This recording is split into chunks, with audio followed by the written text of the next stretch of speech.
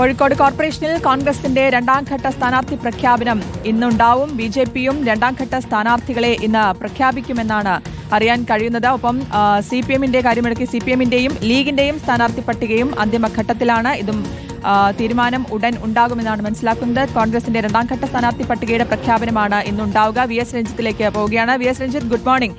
ഒരുപാട് നാടകീയ രംഗങ്ങളൊക്കെ ഉണ്ടായിട്ടുള്ളതാണ് കോഴിക്കോട്. ഇതിലിപ്പോൾ ഈ സ്ഥാനാർത്ഥി പ്രഖ്യാപനങ്ങളിലേക്ക് വരികയാണെങ്കിൽ കോൺഗ്രസിന്റെ രണ്ടാംഘട്ട സ്ഥാനാർത്ഥി പ്രഖ്യാപനമാണ് ഇന്നുണ്ടാവുന്നത്. എന്തൊക്കെയാണ് പ്രതീക്ഷിക്കുന്നത് മറ്റു പാർട്ടികളുടെ അടക്കം? ശ്രുതി, 3 പാർട്ടികൾക്കും ഇന്ന് സ്ഥാനാർത്ഥി പട്ടികയുമായി ബന്ധപ്പെട്ട തീരുമാനങ്ങൾ പ്രതീക്ഷിക്കപ്പെടുന്നുണ്ട്. അതിൽ കോൺഗ്രസ് രണ്ടാംഘട്ട പട്ടികയാണ് പ്രതീക്ഷിക്കുന്നത്. 22 വാർഡുകളിൽ കോൺഗ്രസ് ഇതിനകം തന്നെ സ്ഥാനാർത്ഥികളെ പ്രഖ്യാപിച്ചിട്ടുണ്ട്. തർക്കമില്ലാത്ത വാർഡുകളാണ്.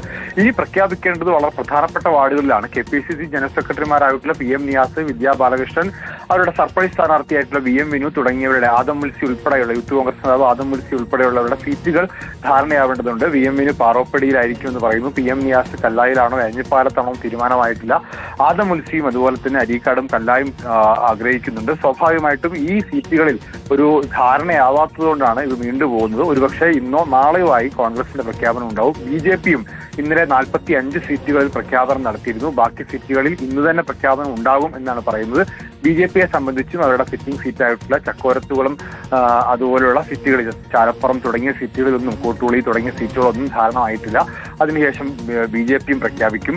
CPM ഇതുപോലെ തന്നെ പല പ്രശ്നങ്ങളും, തളമ്പാട്ട് താഴത്ത് പ്രഖ്യാപിച്ച സ്ഥാനാർത്ഥിയെ ഒരു വാർഡ് കമ്മിറ്റി തള്ളുന്നതൊക്കെ നമ്മൾ കണ്ടിട്ടുള്ളതാണ്. CPMനകത്തും ചില പ്രശ്നങ്ങളൊക്കെ ഉണ്ട്. അതുപോലെ തന്നെ CPM RJDയുമായിട്ടും CPIയുമായിട്ടുള്ള സീറ്റ് ചർച്ചകൾ തുടരുകയാണ്. ഇന്നലെ രാത്രിയോടുകൂടി ഏകദേശം അന്തിമരൂപമായിട്ടുണ്ട് എന്നാണ് മനസ്സിലാക്കാൻ സാധിക്കുന്നത്. അതിനുശേഷം ഇന്ന് തന്നെ സ്ഥാനാർത്ഥി പ്രഖ്യാപനം ഉണ്ടാകും എന്നാണ് LDFന്റെ ഭാഗത്തും നമുക്ക് കിട്ടുന്നത്. ശരി, വി എസ് രഞ്ജിത്താണ് വിശദാംശങ്ങൾ നൽകിയത്. താമരശ്ശേരി ചുരം 6ാം വളവിൽ വീണ്ടും ലോറി കുടുങ്ങി. ഗതാഗതം തടസ്സപ്പെട്ടു. യന്ത്ര തകരാറിനെ തുടർന്നാണ് ലോറി കുടുങ്ങിയത്. സനിയോ മനോമയുണ്ട് വിശദാംശങ്ങൾ നൽകാൻ. സനിയോ, ഈ ലോറി നീക്കം ചെയ്യുന്നതിനുള്ള നടപടികൾ തുടങ്ങിയിട്ടുണ്ട്. എങ്ങനെയാണ് കാര്യങ്ങൾ? Good morning. അതായത് ലോറി നീക്കം ചെയ്യുന്നതിനുള്ള നടപടികൾ തുടങ്ങണമെങ്കിൽ താഴെ നിന്ന്, ചുരത്തിന് താഴെ നിന്ന് ടെക്നീഷ്യന്മാരോ മറ്റോ വരേണ്ടതുണ്ട്. 6ാം വളവിലാണ് യന്ത്ര തകരാറിനെ തുടർന്ന് ലോറി കുടുങ്ങിയിരിക്കുന്നത്. രാത്രി 1 മണിയോടെയായിരുന്നു സംഭവം. ഇപ്പോൾ വൺ വേ ആയി കഷ്ടിച്ച് വാഹനങ്ങൾ കടന്നു പോകുന്നുണ്ടെങ്കിലും രൂക്ഷമായ ഗതാഗത കുരുക്കാണ് താമരശ്ശേരി ചുരത്തിൽ അനുഭവപ്പെട്ടുകൊണ്ടിരിക്കുന്നത്. ഹൈവേ പോലീസ് ഗതാഗതം നിയന്ത്രിച്ചു വരുന്നുണ്ട്. കഴിഞ്ഞ ദിവസങ്ങളിലെല്ലാം ഈ 6, 7 വളവുകളിലെല്ലാം ലോറി കുടുങ്ങി ഗതാഗതം സ്തംഭിക്കുന്ന സാഹചര്യമുണ്ടായിരുന്നു. അന്നൊക്കെ ഇന്ധനം തീർന്നു പോകുന്നതായിരുന്നു കാരണമെങ്കിൽ ഇന്നിപ്പോൾ യന്ത്ര തകരാർ തന്നെയാണ് കാരണമായി വന്നിരിക്കുന്നത്.